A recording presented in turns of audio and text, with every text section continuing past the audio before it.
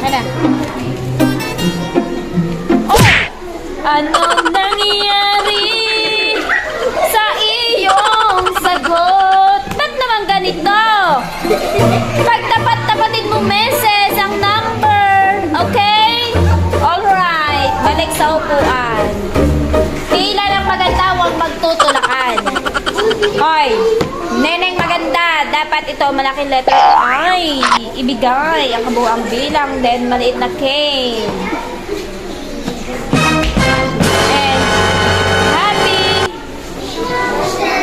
Oo, kakaunti naman ang happy. Happy.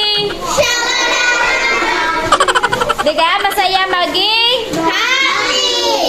Oy, ba't naman naging zero yun?